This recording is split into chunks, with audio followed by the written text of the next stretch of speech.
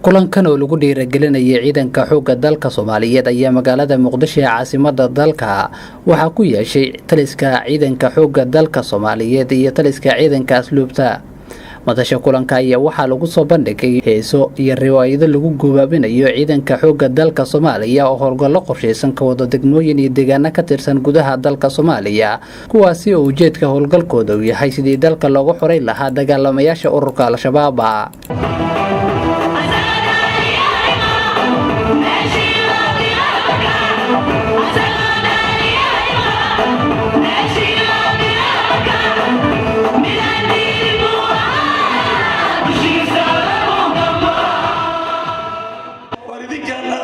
idinka maanta tugtug roore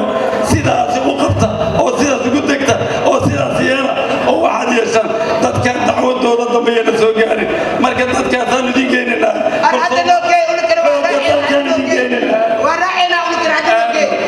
waa ballansanahay saacadda haddaan joogno way noo imaanayaan ayagaa wax ka qabanaya howlahaasna ayagaa jugukule ayagaa xooga dalka Soomaaliyeed wax ka qabanaya waa ballansanahay hadda waxyar taliyaha ciidanka asluubta Soomaaliyeed General Bashiir Goobe oo madasha kulanka ka hadlay ayaa waxa uu sheegay in ciidanka xoogga dalka Soomaaliya ay ka go'an tahay sidii ay u taageeri lahaayeen sidii aad ka arkayseen waxa fariimihii iyo tusaalooyinka ay bixinayeen kooxda unkun walaalahood muruqooda iyo xoogooda iyo xuduudda ay ku faanayaan in maadaama dhiiggu qubanayo dhaawacii u daadsan yahay aad u huraysan naftiinna difaaca dalkan iyo xoreynta ummaddan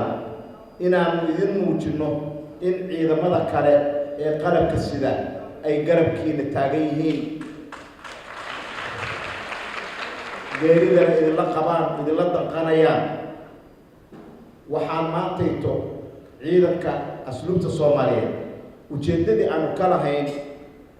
waxaan qirayaa in aan gudbinay taasna waxaan markhaati u ah inta anigu aan ogahay dalkan waxaa hadda nool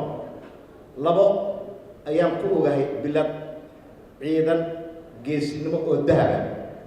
mid waa tan ku xiran calanka xoogga dalka Soomaaliyeed oo waligiis noolaana doona. sidoo kale taliyaha ciidanka xoogga dalka Soomaaliyeed General Aadan Daahir Cilmi Indhaqarshe oo madasha kulankaasi ka hadlay ayaa waxa uu sheegay in ay muhiim tahay in la dhiirigeliyo ciidanka xoogga dalka Soomaaliyeed si ay u laabaan howlgalka qorsheysan ay ka wadaan gudaha dalka Soomaaliya sida uu hadalka u dhigay. xiriirisa inay noqoto caawku noqoto suuq walba laga qaado xeerada maxaa jiraan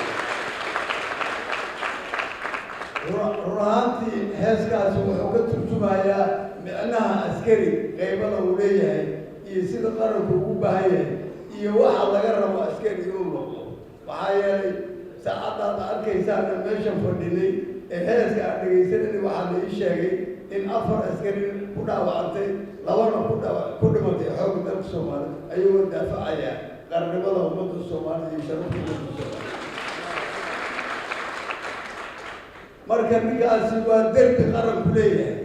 derbi uu qaranku leeyahay weeye oo markasta diyaaro inuu ka difaaco wax dhibaata heeskaasaan ka turjumayay aad iyo aad baa u mahadsantihiin. marka xiga waxaan rabaa inaan iraahdo Bashiir Maxamed Jaamac oo aad ogtihiin hal abuurkiisa iyo initiativekiisa markasta ka dheer tusa aragti dheerna leh mahad gaaran u celinaya. Mustafa Xasan Cabdi wararka TV-ga STN